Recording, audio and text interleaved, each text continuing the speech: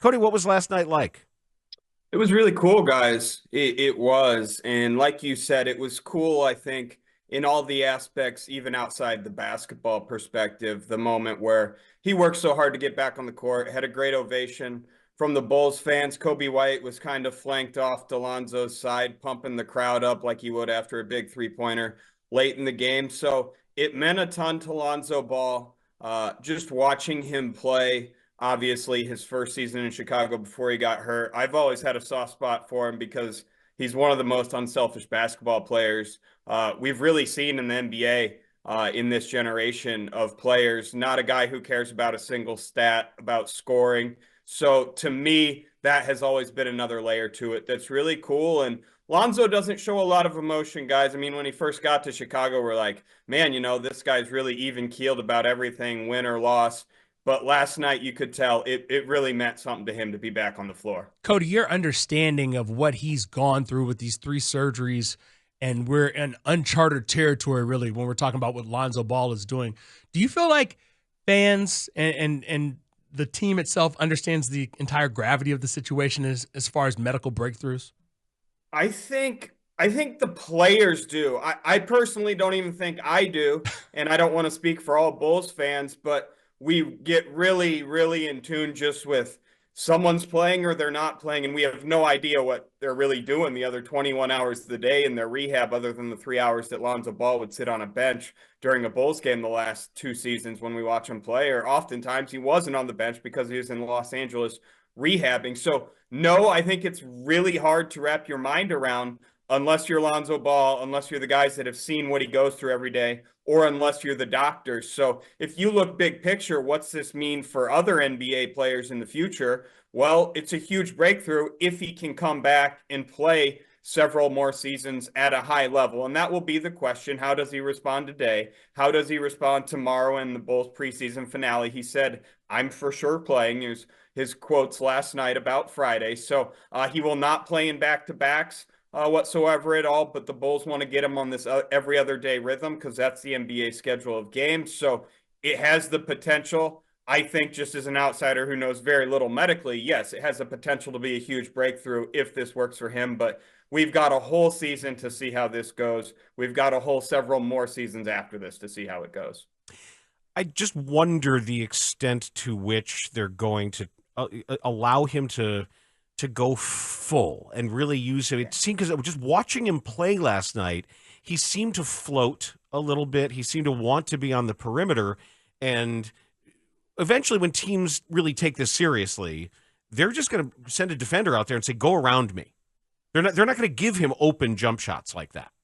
Well, I actually would go the other way, Dan. When teams start taking it really seriously, they'll attack him again and again and again off the bounce. They will run him through screens again and again on the defensive end. So to me, when you say how'd he look last night, it went as well as the Bulls could have hoped. Billy Donovan thought Lonzo Ball moved great. Lonzo said he didn't think about his injured knee whatsoever. He didn't feel like there was anything that he couldn't do. There wasn't a situation where he went, darn, I can't do that, because it didn't present itself.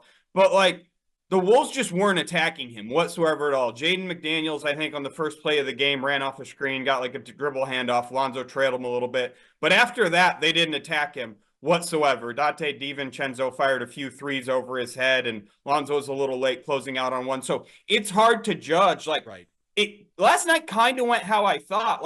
I had no doubt that Lonzo Ball would come back and have brilliant passing vision. I had no doubt that he would know where he could be defensively to help. Now, it was really good to see him run down the ball in the corner for the steal and save it. It was really good to see him help and get up a little bit. He didn't really get up. Julius Randle doesn't get off the ground much, so he didn't block him above the rim. No, he just standing there. But yeah, exactly. Cody, there was a moment of angst there when he ran into the corner. That's when I was like, did you feel that did the crowd feel that in the building last night?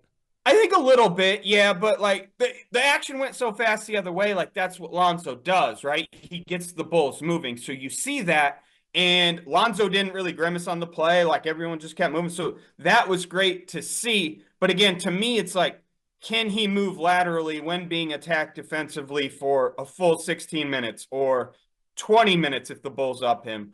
Or Billy Donovan has thrown out 25 minutes before, just kind of theoretically, how high can he get? Like they've used that terminology and figure before. So it will be a very, very slow build up to that. I think you got to feel really confident, but I wouldn't get overzealous and like Lonzo is back. No, he can be who he was before. No. Not whatsoever at all. But yes, he can still pass the ball. He can still get him moving a little bit. I think the question is, though, if you are in the G League, and you're watching Lonzo play, and if a G leaguer who doesn't have the name, doesn't have the history, doesn't have the salary, doesn't have it could say like, hey, I can do all those things.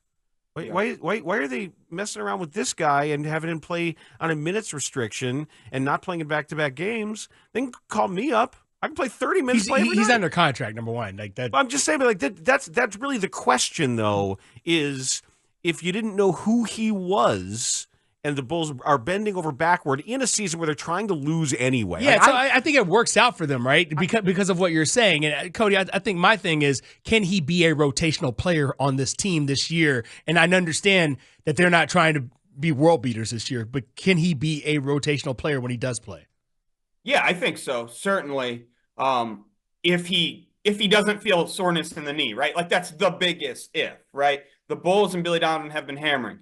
They do not want him playing through or dealing with lingering knee soreness. So he's going to have soreness in that knee sometimes. But the question is, like, you can't have a situation where he's going and playing game after game where the knee is sore. They've got to get it back to feeling good. Then he goes out there, then they see how they do. And you say, like, can a G Leaguer do this? Can a replacement level player? Can someone else do that?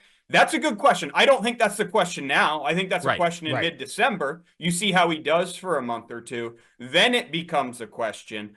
But if he plays like he did last night, I think he can be a rotation player. Like he didn't really have any negatives last night, right? Like he missed 2 shots, but 4 of 6 is efficient shooting. I don't know that he's going to make his first 2 3-pointers of every game, but there were several instances where I would say, like, here's what Lonzo does that a G Leaguer wouldn't do in some scenarios. Mm-hmm. And 2 of them were like shovel passes. One was to Talen Horton-Tucker for a layup. Another one was a real afterthought where he got a rebound or the ball bounced to him and he shoveled it to Zach LaVine immediately on a full sprint, like 4 feet away from him. Not saying that's rocket science, not saying people couldn't do that in a pickup game, but that's just what Lonzo does, possession after possession after possession. He always sees it. He always does it. He's always unselfish. That's why they want to get him back in the rotation and see how he can contribute. So if you're leaning right now, if we assume some health from Lonzo, and that doesn't mean 82 games, obviously, because no back-to-backs, but that might not even mean 65 games or whatever. But if you're leaning in general,